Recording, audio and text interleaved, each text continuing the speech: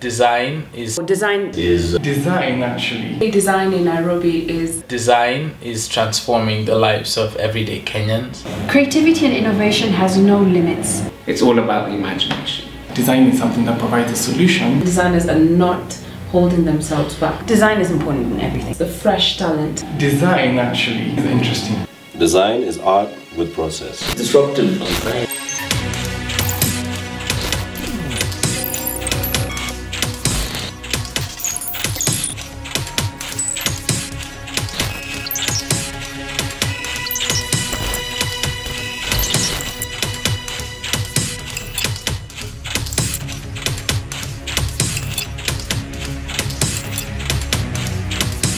Well, design, in my eyes, is basically how you approach the creation of something new and the rules that you are constrained by so that you can do it well, and the things that you can do outside of the constraints without, aborting the function of what it is. So, in other words, if you're strictly within the rules, then you're likely not to come up with something really interesting. To break it down into the simplest dynamic, the simplest formula, design is something that provides a solution to problems that are facing Nairobi. And so it's all over, whether it's designing of new roads that help ease traffic, or designing of better systems that make people work better, more efficiently, are able to send money to each other in a more efficient way. That's what is going on when we think of design. Design being disruptive means that you're using design as an economic tool to disrupt certain order that might not be as, it might limit access for a lot of people to certain things. And so you're able, by disruption, you come in and you basically, by design rather, you disrupt a certain order that, is intrinsically unethical or immoral. That's the way I see it. We're also seeing designers creating really interesting spaces out of their retail, out of their stores. I can cite designers like Colleen, who have a store where they've got greenery within the store, not just in pots, but they've planted a garden within the store, and you have all this sort of vinery growing, amongst the clothes, which is so disruptive and so cool and so simple. What design thinking does is go before the brief of any design process.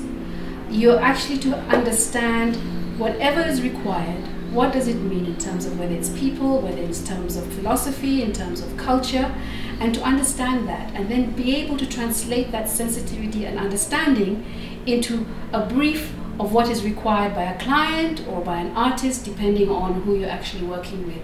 And then through that process, you guide the process, you monitor it, and make sure at the end that it's actually achieving what the designer or the artist wanted, but with the sensitivity of the outer, bigger thinking in terms of philosophy or people or culture. What I do love about the design of Nairobi that I wouldn't change for anything is the incorporation of the national park. And the idea of a national park being within the city environs, within the city limits, is a great design achievement. And for that, I applaud the designers of Nairobi for incorporating that. And that in itself, for me, makes Nairobi such a great city to be able to live in, because it at least tries and continues to try to maintain its relationship with nature. Design actually finds its roots in nature, and you find that any design that people gravitate to is taking you back to the natural state of doing things. So in that essence, probably it's disruptive in that it takes you from doing mundane, everyday, crazy, difficult things and simplifies it in a way that's natural to you and makes your life easier. That's what I think how design is disruptive. I'm excited about Nairobi and its potential to create world-changing design and technology. And I think that there's a number of key ideas, concepts, startups that are really at the cutting edge now in terms of what we could describe as the maker space, and the fact that we could move no more than an hour's drive away, in many cases it would be less than that, and literally if we're able to sketch it out, we could make our first prototype. That ability to me strikes me. It strikes me in terms of potential for more Africa-led, Africa-designed, African-made technology and products and even services. So I'd say that we're at an interesting place because there's a curiosity, and then there seems to be a consumer base that will satisfy new innovations or new products. The next 2-3 years are going to be very interesting for the country in terms of even outsiders looking in terms of collaborations, textile manufacturing, reviving of the cotton industry. So it's only up, up, up.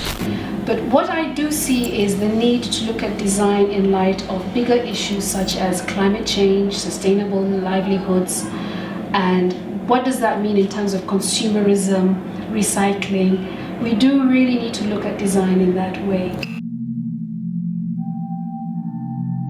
I think we have, unfortunately, a lot of challenges ahead in terms of creating a society that sort of nurtures creativity and looks at disruption as something positive instead of something negative. I mean, you look at our downtown at the Central Business District and you see how drab and gray it is, and how drab and gray the people are and the spaces, and how it's so underutilized. You know, other places in the world, the downtown is a place where creatives converge and create things and make noise and use spaces creatively, and unfortunately we're not quite there yet. The fact of the matter is, until now, very little exchange has been happening. There hasn't really been a sense of community outside the formal structures where design and engineering is taught.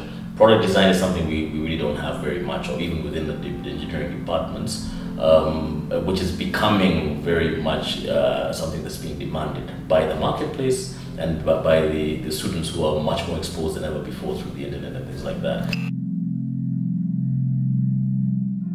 I think that if there was a design way of helping people interact, of helping people meet each other in the spaces that they can be the most natural, which is outdoors for me, it's always in nature, then that would help Nairobians and Nairobi as a whole. Kenya is buzzing right now, and there's no clear leader, there's no one who's broken away from the pack, but there are a list of what I believe are potential thoroughbreds, all in training, all kind of galloping and racing down. Or in terms of resources around funding and so on, again, that's a space that's starting to grow. Investors understand that they should also be looking outside of things like real estate, which are fairly safe, at the growing innovation space, and not just software but hardware as well. So long as we continue to sort of put artists and creative people on a pedestal and continue to sort of encourage their growth and their development and their voice, then we're going to see a lot of progress in all this disruptive creative culture in our country.